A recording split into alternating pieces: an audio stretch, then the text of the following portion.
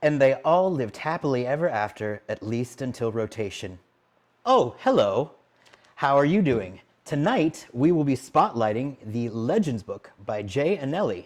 I want you to join me as we go through a select group of pictures and words of this awesome new release. So the cover art is awesome because you have all these different legendary creatures together where ordinarily you'd never even see them together because a lot of them are dead or have just never met.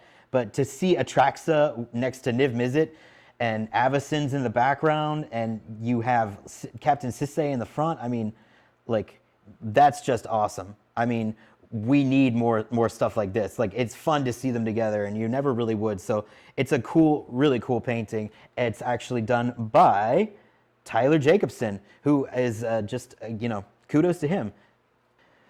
Just to give you guys a bit of information, I'm going to be showing you the content section here so you can get an idea of all the different characters that are listed. There's quite a few, and they're pretty eclectic, and all of the planes up until Ikoria have been referenced here. Let's go to the first spotlight that I have. Here we have Lazav, who is the Dimir shapeshifter. We have confirmation here, which is interesting to me, that this is actually, he is a he. Up until now, we were not entirely sure because of the shapeshifting thing. I never really noticed this, but in the Lazav the Multifarious art by I'm butchering this, Yang Jie Shuai. I'm sorry if I butchered that, and I know I did. The human heads at the bottom are very much a nice touch. Up next, we have Rada, where I don't know if you can actually see this in the cards, but in both depictions here, she is standing over a murdered body in the left shot, which is Grand Warlord Rada, and she is holding a severed head in Rada, Heir to the Keld. Interestingly enough, she is apparently a good guy, although, I mean, you wouldn't notice she's covered in blood in every shot, but it's just an interesting thing to me. Esperia is notable here, not because of really her character to me, but because of what is depicted when she was murdered by Vraska. Vraska turns her to stone in the same way that Medusa does with her glare. And if you'll notice right here, this is the remains of Esperia as the stone version of herself in her final death moment that has plants growing over it. And I never realized that Assassin's Trophy's artwork was Esperia as she was dead. So here we have Memnark. He was created for Mirrodin and was left there by Karn. He became obsessed, and becoming a planeswalker, became obsessed, and he basically went around to all these different places, kidnapped all these different living beings and brought them to Mirrodin and sort of turned them into his own version of what he thought perfection was. Here you get to see really in like nice up close view the size of his giant like spidery head. It like almost looks like a combination of a tick and a man. And here on the art for Aether Vial, you see his multiple eyeballs. You really couldn't see that unless you realized that this was indeed Memnark. I love the artwork for Atraxa, and this one is great because you get to see it again. You get to see these artworks in fuller form, but not just that. Like, you get to see stuff that you really couldn't see in the actual frame because it's cut off. I know this sounds weird, but I am obsessed with Atraxa's toes. Like, she has really elegant toes, and you really get the idea of this like angel that was once a beautiful thing that was corrupted and turned into this like monstrous version of itself. And there's a great quote from here that says, "Even your blade knows who will triumph here." And it says "grip of Pharisees," which I'm not even sure what that is, but there's not a lot of lore about Atraxa. And the opening that Jay, the author, talks about, he actually says that there are some instances of characters in this book that have had more written about them in this book than anywhere else, which is, again, what I think makes this a really kind of cool buy. So here we have Ulamog, the Eldrazi Titan, one of the Eldrazi Titans. I love the fact that you get to see, and you get to see this in quite a few of these paintings, you get to see the concept art that was done to sort of inspire the artist to telling them where to go. we never really got to see Ulamog as a full walking form. He's too big to actually get, his full body in plain view. So this gives you an idea of what he looks like, and it's pretty horrifying. And next up we have Emrakul. This is the fabulous artwork for Emrakul the Aeons Torn by Vincent Prost. But right here we got Tyler Jacobson's concept art. And as you can see, the final product is not that different. But it's fascinating to see where they come from. Pay attention to Emrakul's eyeball-ish, or at least maybe I guess you would call it an eyeball, or maybe head hole. I don't know. It's something. Something comes out of it. It's not good. But remember that, because we'll come back to that later. So here we are on Innistrad, and we are talking about my great-great-great-great-great-great-great-great-great-great-great-grandfather, Edgar Markov. Now, what I love about this is that apparently, I didn't know this, but I thought that, he was just a nice guy who was worried about dying, and so he sort of, like, as an alchemist last resort, found a demon that could, teach him how to become a vampire by drinking an angel's, blood. And as it turns out, it says here, and I'm going to read this, Edgar would have others believe he turned to vampirism in desperation. Deep down, however, Edgar simply wanted to have the power of such a dark gift. Now that's a shocker right there. I mean, like, it turns out his intents were dark, and I mean, I just don't know if I believe that, but I do because it's part of the lore now. But if you actually look on the left here, the close-up shot of Blood Tribute, there is a fountain of an angel with its throat slashed, bleeding blood out into the giant dish that he is about to give to his grandson, Soren Markov, as he turns him into a vampire. And right over there you see Olivia Voldaren before she becomes the vampire queen that we all know and love and hate, but, love, because she's pretty fabulous. You cannot talk about Innistrad without Gisela and Bruno. Now here we have them both, respectively. We'll start with Gisela.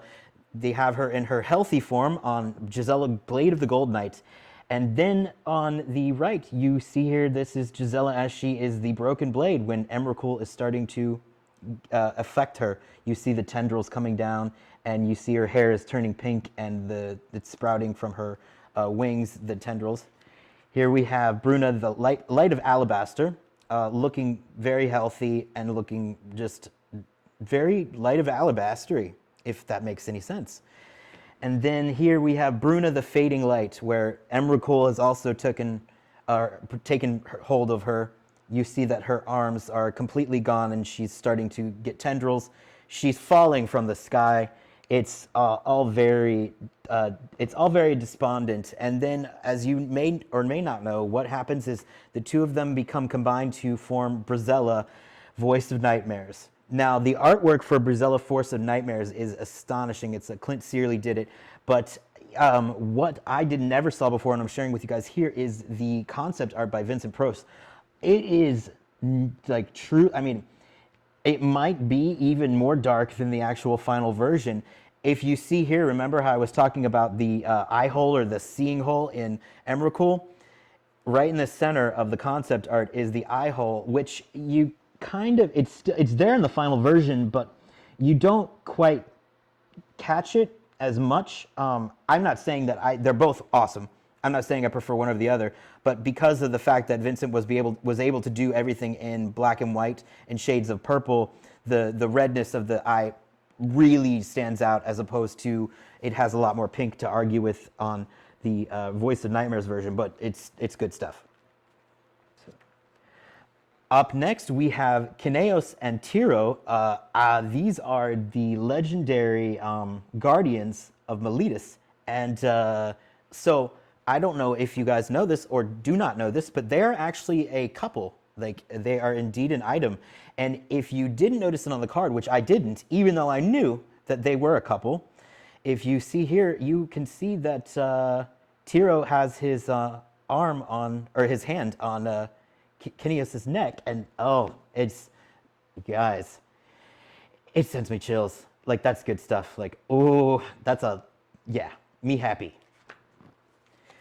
Here we have Heliod, who is the god of the sun, and also one of the biggest a-holes in the pantheon of gods on Theros. And what's really cool here is this, I do not know if this artwork was used on any other Wrath of God, like on the cards itself, but you actually get to see Heliod here being the bad guy that he truly is by destroying a temple and killing people that are in it. It looks like he even killed an animal on the bottom, which, you know, that monster. But he's always portrayed as such a dignified, you know, awesome guy, and as it turns out, he's not.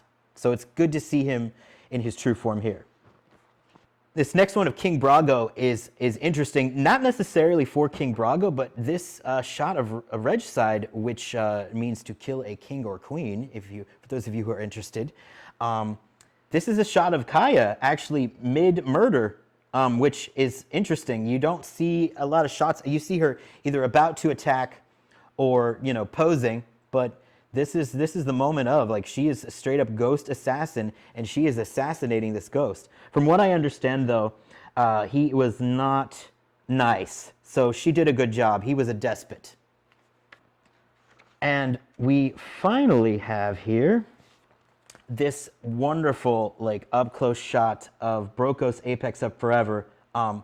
You can't even see this kind of detail. In fact, I think they actually printed the artwork with different ink, or at least it's done in a way that it's actually done in straight up comic book printing, the way that the Brokos Apex of Forever alternate art was. And truly incredible. I mean, like, the colors pop. It's just fantastic. Like, and again, this book, you know, was only $19. It's 250-ish pages, and it's full color.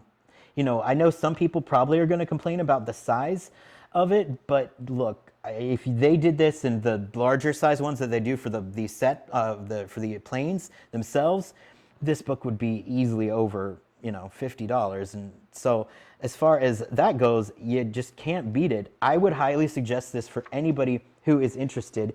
And I mean, even right down to the actual interior jacket, it actually has a shot of Avacyn mid throes of rage, and it's just incredible.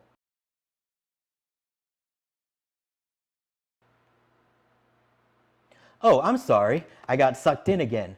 Well, that was tonight's video, and I would like to remind everybody that if you want to be entered into the card giveaway we do with each video, just like and subscribe.